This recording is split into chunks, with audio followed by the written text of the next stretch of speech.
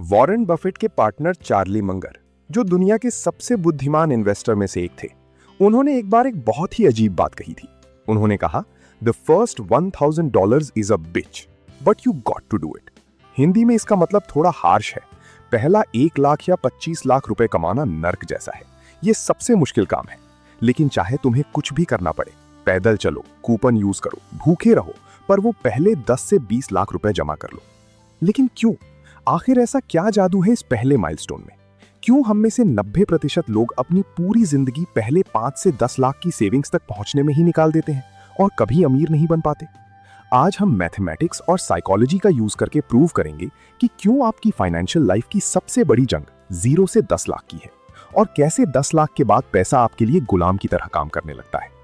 इस कॉन्सेप्ट को समझने के लिए रॉकेट लॉन्च या एरोप्लेन का एग्जाम्पल लेते हैं। एक हवाई जहाज अपना 80% फ्यूल सिर्फ जमीन से ऊपर उठने में, यानी कि टेक ऑफ करने में खर्च कर देता है। एक बार जब वो हवा में पहुंच गया तो वो क्रूज मोड में आ जाता है और बहुत कम फ्यूल यूज करता है। एक और आसान उदाहरण समझिए। मान लीजिए आपके पास एक बड़ा पत्थर है जो चारों तरफ से चौकोर है। शुरुआत में उसे गोल पहिए का आकार देने के लिए बहुत ज्यादा मेहनत करनी पड़ती है।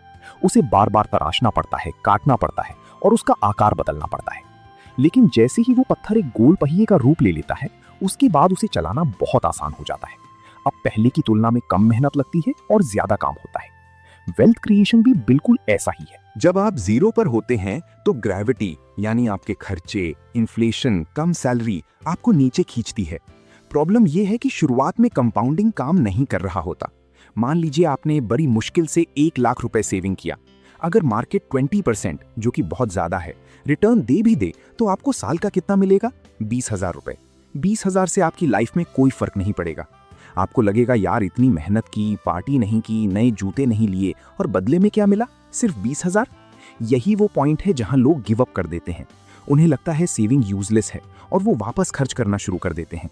वो ये नहीं समझते कि वो अभी रनवे पर हैं, अभी उन्होंने उड़ान नहीं भरी है। अब देखते हैं मैजिक नंबर 1 लाख। जब आपके अकाउंट में 1 रुपए होते हैं तो गेम कैसे बदल जाता है। अब अगर मार्केट 20% रिटर्न देता है तो आपको मिलते हैं 1 लाख रुपए। ये 1 लाख रुपए शायद आपके 4 से 5 महीने की सैलरी के बराबर हो।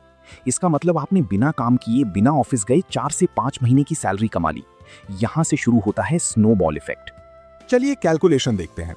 मान लीजिए आप हर महीने कुछ सेव करते हैं। 0 से 10 लाख पहुंचने में शायद आपको 5 से 7 साल लगेंगे, क्योंकि सारा पैसा आपकी जेब से जा रहा है, इंटरेस्ट कम है। लेकिन 10 लाख से 20 लाख पहुंचने में आपको शायद सिर्फ 3 साल लगेंगे और 20 से 30 लाख पहुंचने में शायद आपको 1.5 साल लगेंगे। देखा आपने, मंजिल वही है, हर बार 10 लाख ऐड हो रहा है, लेकिन टाइम कम होता जा रहा है। क्यों? क्योंकि पहले 1 लाख रुपए में सिर्फ आप काम कर रहे थे, दूसरे 1 लाख रुपए में आप और आपका पैसा मतलब इंटरेस्ट दोनों काम कर रहे हैं।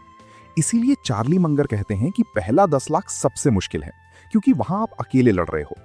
अब सवाल आता है, ये पहाड़ चढ़ें कैसे? इसमें चार्ली मंगर का एडवाइस ब्रूटल है। वो कहते हैं, I don't care if you have to walk to work, I don't care if you have to use coupons, find a way to get your hands on that first take. हमारी generation की सबसे बड़ी गलती ये है कि हम look rich बनने के चक्कर में बी रिच बनना भूल जाते हैं। जैसे ही जॉब लगती है, सबसे पहले आईफोन ईएमआई, फिर कार लोन, फिर एक्सपेंसिव ट्रिप। हम उस सीड कैपिटल को कभी जमा ही नहीं कर पाते।